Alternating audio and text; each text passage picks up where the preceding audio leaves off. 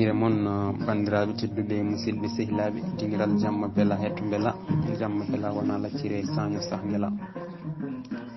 en garti jokkude darol Hammady Soule Ka ngol gonnoɗen e dow mum tawi eɗen ɓamtino ɗo hakkude Hammady e kilifa mum Ould Bouna te hen nde Ould Bouna hoɗi nde wiyete ko Darel Moukhtar hoɗɓe hen ɓe foof kawri wonde Ould Bouna meeɗa ardude hono Hammady e ƴoƴƴe moƴƴere ngari timmude kañum e welde jijam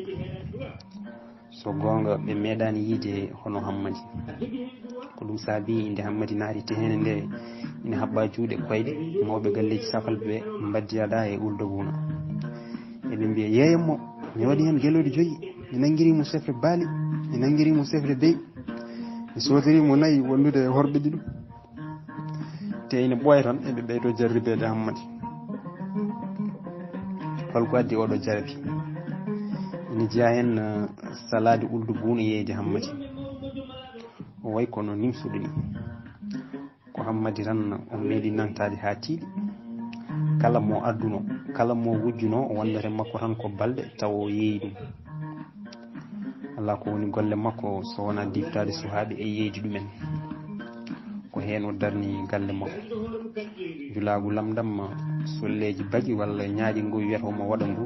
ko haw daña fewnitade o wasa umminde sikki e worgankoɓe so omo hoota omo arta rewo o sodata ko seeɗa gawri kanŋe walla hen sahaji goro e ñomoko kono julagu yimɓe woni fandare makko mawde e waddemo ya garta hakkude rewo e worgo ngol ɗo lawol noon Ould Bouna dañi fartange mawɗo ngam mo diftoyo wona suhno fewnu nde waddi wonde ina yaranno hedde duuɓi 14 joni on timmi duuɓi 15 ko fayi kono ma mbiya o yarata koye duuɓi 16 hunde makko foof timmi kono Hammady mo wontani Ould Bouna tuuba horde omo yiiɗi yeydemo o yiiɗa yeydemo ma won hen ko waɗi alaysam jamma goto dabbude hendu ina wiifa ceenal ina weɗo jangol ina satti no fewi Ould Bouna ina lelino nder tillisa mum wondude joom suudu mum on wimo siidi oto yeeyi Hammadou kanko omo neehi te ƴeew yiw makko ƴeew ha hande mbiɗo jogui kedde gawri o neldunomi haɓa ko gonga kono mi yalana ɗum feere somi yeeyanimo ne mami wasmo saabu komi ɓuraɗo doole ina wawi wuladu Yasine en diftomo jaada e makko jeeyamo tehede wordage taw ala ko mbawmi hen joom suudu makko heɓɓiti wi joni noon Ould Bouna wi joni kay mi anda ka charak marago alsam o wawni kam e wadde komi yiiɗa joom suudu makko wi a wonta rutto wargo Ould Bouna heɓɓiti wi mi anda mi sikkani Hammady en ko lamɓe teɓe kewno sikkitade safalɓe ummotoɓe rewɓe mi hoolaki hankkadi ruttade joom suudu makko heɓɓiti wi Hammidou ina wawi wonde no ɓinguel men ni haadi en dañani hay ɓinguel gotel o heɓɓiti o wi hoto miijo ɗum ni Ould Bouna taaƴi haala joom suudu mum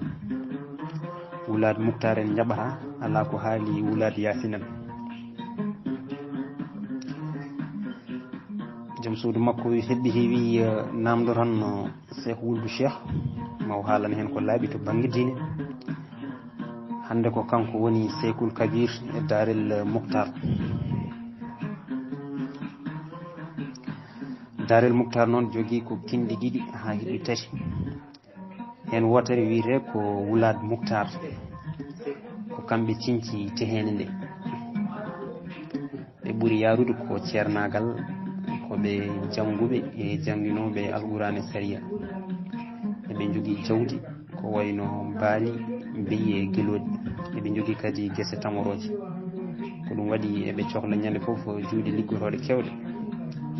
ɗum wawata weɓandeɓe so wona hardaneji ɓeɗo noon ummortoɓe eko ɓuuri hewde ko banggue worgo. inde ɗimmere nde ko Wuladu Yasin. ɓeɗo ko harbiyankoɓe, ala ko woni meccal mabɓe so wona haare, daade, goyki sukaɓe, jamfa, kañum e tehede rewɓe jananɓe, tehede gueloɗi e ɓulli jananɓe. ala koɓe jogui so wona périllaji mabɓe. soɓo kaɓoyaka tan koɓe wujjoyoɓe sukaɓe to worgo. ko kamɓe keewi addande Wuladu Moukhtar en maccuɓe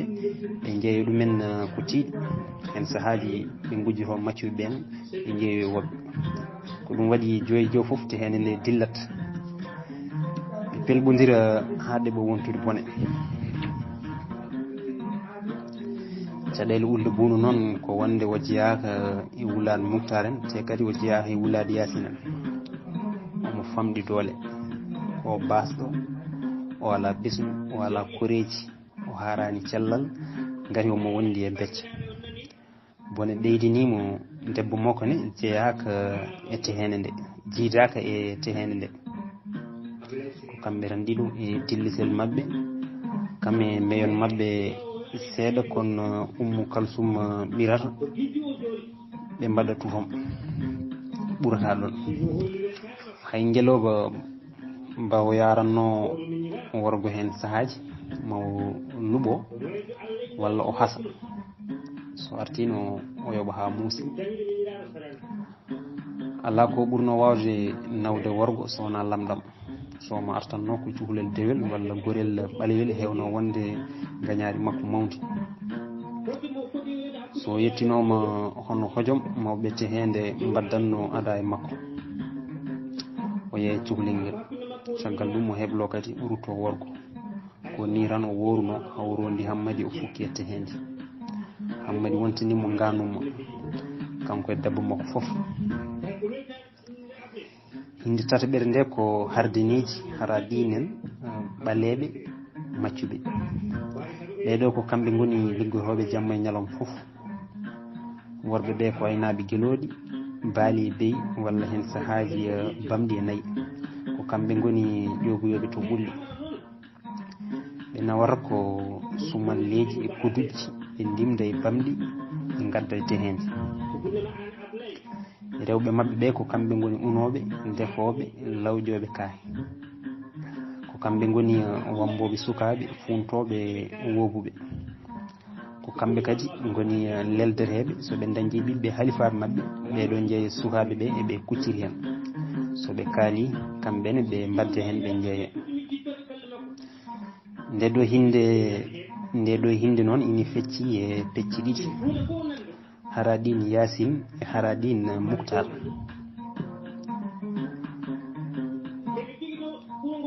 ɓeɗo noon wattindiɓe ɓuuri dañde jaam e ardiɓe ɓe. wattindiɓe ɓe hono Haradine Moukhtar ɓuuri dañde jaam e Haradine Yasin. ɗum firti ko halifaɓe mabɓe kisani mabɓe no feewi eko ɓuuri hewde. kono Haradine Yasin en ko mayɓe, koɓe tampuɓe, ala foof lefteɗe ɓe leftatake. ko ɗum waɗi so Hardane Moukhtar wiyama ina wonta Hardane Yasin, wiyata ko feere mum boni. Wuladu Yasin en ko fiyoɓe, koɓe tongoɓe, koɓe waɗoɓe hay ñawore bujel. ɓe mbaɗa ko ɓuuri ɗum bonde so seede walla morde hardani mabɓe. yaajini wonde eɓe jarna hardinuji mabɓe kosam bamɗi sanga nde ɓen gaari e mabɓe ina goni sukaɓe. ko ɗum addanta hardiniji wemde e hawjude no mbabba ni. Ulde Bounu felliti namdoyade ceerno tehede nde hono Cheikh Ould Cheikh ko fati jagguirde hardane mum no ɓiwi. o wino joom suudu makko hoto miijo ɗum, kono joni gon miijo e nden feere ɓendi hakkille makko. debbo makko rokkimo feere moƴƴere. kamɓe eɓe keeli eɓe jeewa ha tengti noon so yeehi wargo Ummu Kulsum makko dañatamo yewtide so wona korguel gotel ngel wiyete ko Aissatou, ko korguel Cheikh Ould Cheikh. te rewɓe oɗo ɗaccatamo ɓooya e galle Ulde Bounu en. ko ɗum waɗi so gurdam mabɓe ina weline wona no feewi yantude hen so gonga ɓe jiiɗa yiide Hammadi ne lette ngam omo nafaɓe joni no feewi omo jooga omo yoɓe omo ngabba e tamoroje omo yoɓe omo aynoy omo yoɓe e dabba Hammidou ina liggo golle kewɗe ɗe ina gaddana ɓe kalis ɓe ballitoro gurdam mabɓe so natti wonde maccuɗo walla o natti nanguirede ɗum ma ɗum wonan ɓe gartam sanne saabu hay goto diftorako nafoore Hammadi ina ɓeydi e mabɓe no feewi kono nde tawno joni Ould Bouna nokki ummorde mum to worgo gurdam makko ɓeydima sattude joni ala ko dañata so wona ɗo Hammadi haaɗi wade hen joni joye jo foof asma makko koko irtoto nden ina samortuno so yehino worgo kono joni koya kañum e jaarendi ceenal Sahara ɓeydi ko bone o wawa joɗade hay sinno ko balɗe ɗiɗi taw becce makko ɗe guirtaki wona dabbude wona ceeɗu joni o leloto ha jamma tan o leloto ha feccere jamma tan asma o hijji hamo ɗo lilno o ronka fofde o umma o jooɗo o ƴuro o wona e ɗojjude ko gasata o waldo noon ha weeta joni kay so Ould Bouna dañimo ina foftina ɗum to banggue gurdam mo yettu hen Allah no feewi kono noon addi bone ko alay saago tehede nde foof jaaɓa miijo makko ngo ha tengti noon e Wouladou Yasin en gati ko ɓen ɓuuri sattude so tawi koko fati Wouladou Moukhtar en omo sikki tan waɗata caɗele no feewi ɓen ko sernaɓe eɓe gandi ko Allah wi ɓe jangi sari e hadis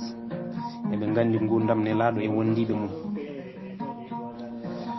ñalawma goto caggal takkusan Ould Bouna ɓalli Elimane hono Cheikh Ould Cheikh on ina jooɗino e nguru mbaalu danewu tal kewgu leeɓi heddiɓe rewnoɓe e makko ɓe hen ina jooɗi e nguron tokoson taƴo kon banggueji foof heddiɓe waɗɓe ina jooɗi e leydi kamɓe foof hay goto e mabɓe ala tuuba eɓe ɓoori tuubaji mabɓe eɓe tarniɗi jamayil mabɓe no tugaje taroto gallol ni nden ko ɓuuri hewde juulannoɓe ɓe caltima Ould Bouna wi ceerno mum Seykoul Kabir ko ni o noddirte e nder Wouladou Moukhtar en mbiɗo jogui haaju mawɗo mbiɗo yinno hollidema mum ko adi nde tehede nde haalante Cheikh Ould Cheikh ɓamti guite daari Ould Bouna kanko foof omo mugi hay goto wawa yiide so wona guite makko omo ɓorni wutte danejo o sakkani hay hunde omo foti ceeɓe wutte omo rendini gam hoto terɗe makko ɗe peñci ko tuuba makko tan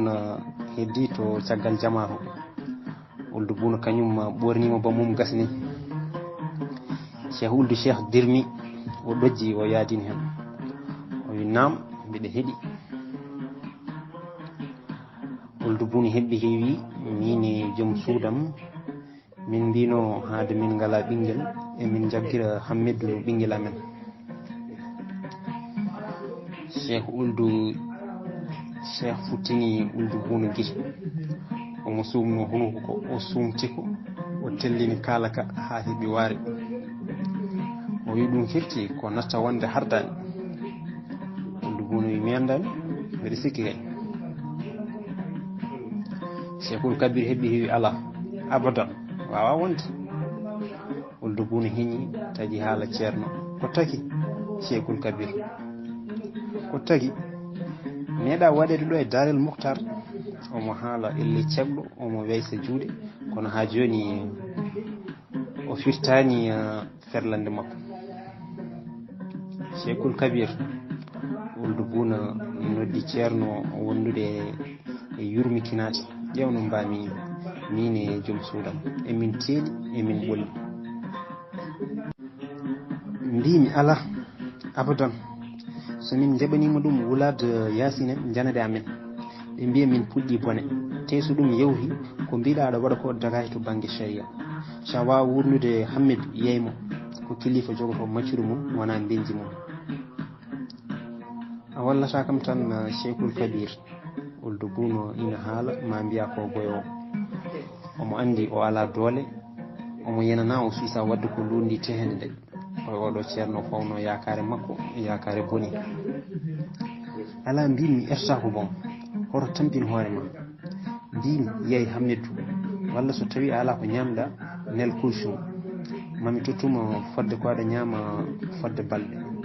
jinmi wiide ko mami ñamluma ko aɗa wurde balɗe. Ould Bouno haftima o dacci cheikh Wuladu Moktar ɗo jooɗino o fayi tillisa makko wondude ɓernde huɓɓude ɓernde makko meeɗani mettirde hono oɗo kikiɗe talata kiikaɗo omo yaha koyeɗen pilpiltodir kikiɗo ina yiɓɓiɗirimo leydi ndi asmanu elle koko renti jara bom koko renti saabu no kammo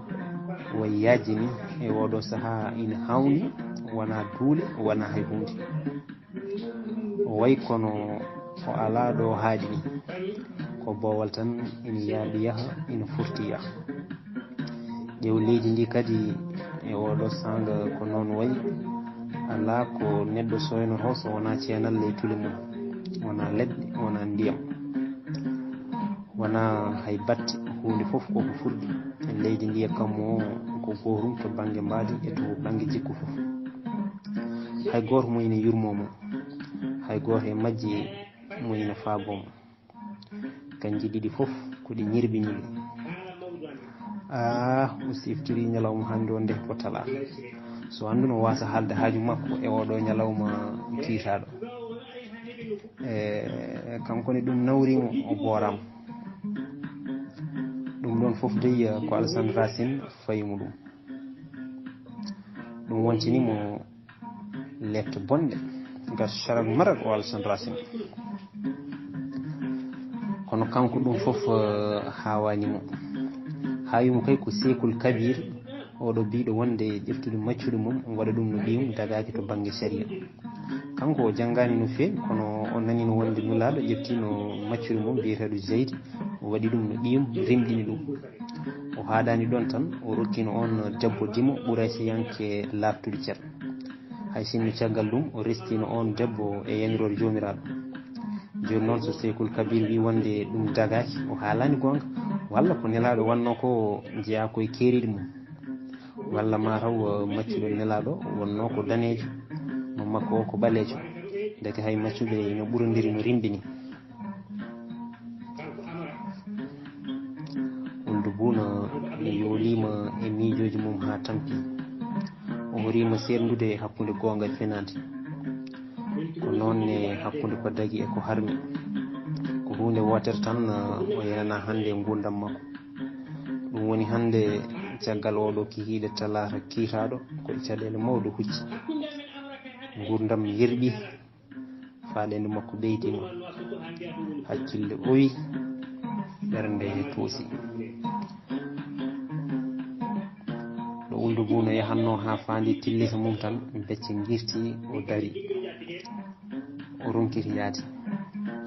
becce ɗe ene ciika no soore ni omo faha omo warñi omo wi ceɓeƴ o ronkiti darade o fayi leydi o jooɗi Hammadi e joom suudu makko coynimo ɓe mbaddi e makko ada ɓe gondimo ɓe paarimo nder tillise ɓe mbiya ɓe lelnamo o wi ala yoɓe gaccimo jooɗo so lelima ronkat fofte ɓe gaccimo jooɗi cawdimo woni hande koyne abboye hirande ko Hammadi natti wonde ɓi lamɗo wonti hardani o wonti maccuɗo o natti noddirde Ould Bouno kaw joni on ko kalifa makko nden noon ko kalifa foti noddirde on kanko foof o wonti hardane guila e comci ha e jaɓɓal guila e ƴewki ha e gollal Hammadi Soule ka ɓeydima ƴeestade fewde dow dole darde foof gardi lawol gotol o ɓeydima wojjude coy somo yaade hardineji omo soyne to woɗɗi elle o jeeya e mabɓe nde wonno o tampani te o tampinaka no feewi Hammadi ne weyti ma mbiya o fuɗɗima yejjidde yummako e kala ko fewti e Sare Faye.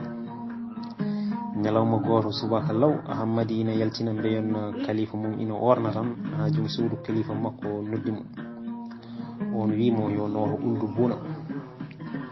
Uldu Buna habri hardani mum o wondude dande less no feewi elle mo wela hakko haalata ko ni. Hammedou mbiyanno mami wonde komi jeyɗomo Seykul Kabir. Hammadi ina soppinino fofuyi leydi yeeso ngo wayli ɗon e ɗon o wayno almudel joɗiguel balɗe ɗiɗi ñamani o yurmikini o wi kilifa makko kiri sut on ina joɗino e leeso bali ina siwa ata e mum joom suudu makko ina sawdimo. Hammadi futtini on ni guite le ɗabɓo o faabo on ina ɓorni malfi mum ɓalejo kurum omo ɓuttiɗo omo foti no bone ma mbiyani ko liwog joni bomo ustima nde Hammadi arno nde Kulsum wawano yaade fodde hojomaji 5 taw foftani. Hammadi inen tan ƴeewa kalifa mum debbo on ne faami wonde Hammadi yiɗi ko naata e haala ka. Kulsum wi Hammidou min donku feere kalifa an koko rondi ñamale ha teddidi hen no feewi o deƴƴi kamɓe fof ɓe deƴƴi. Cheikh Ould Cheikh Wulade Moukhtar ñamli Ould Buna ñamale ha Ould Buna yenana wonde wawa yobde ɗe e gurdam mum ma won hande duuɓi 2 Ould Buna yaltani tehede nde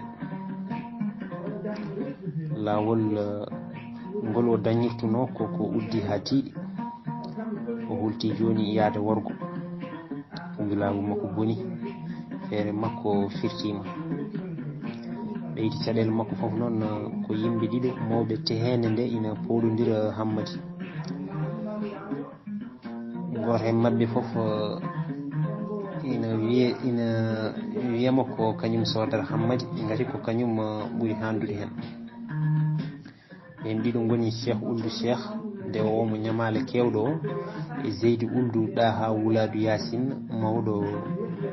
harbiyankoɓe. Zeydi Ould Ɗaha wi tan kala ko Hammadi wawi jarde maw sot ala foof ko waɗani ne coggu kono Ould Buna jaɓani omo andi tigui no on wayi bonde hardineji mum ko ɗum waɗi felliri yeyde Hammadi Cheikh Ould Cheikh hay sinno omo andi wonde maɗum won tan mo caɗele mawɗe kono ɗum foof e waade noon ko ɗum ɓuuri dejje hakkille makko e yeyde Hammadi Wulade Yasine en ɓeɗo koɓe bonɓe koɓe sattuɓe kamɓe koɓe tuwariguen lattuɓe ceer ɓe jillani hay hunde te koɓe andiraɓe wawde haare joftagu kañum e janfa yantude hen kamɓe haare mabɓe gasara. Hammadi haali taƴi dajjere hakkude mabɓe jundi joni noon feere wonde ala wonde Hammidou am mi yiyani min jiiɗino nanguirdema no ɓiɗɗo kono tehede nde jaɓani. Ummou Kalsoum tengtini haala joom galle mum wallahi ali muulan o jokki Hammidou Seykul Kabir ko moƴƴo wala caɗele no feewi. Ummou Kalsoum eti deññude ɓernde Hammadi o ƴeewi joom galle makko e lobby o wonde yo on haal hen kadi o ƴeewi kadi Hammadi o tawi on ina ƴuri hoore jaɓani ƴewdel. Ould Buna naati haala ka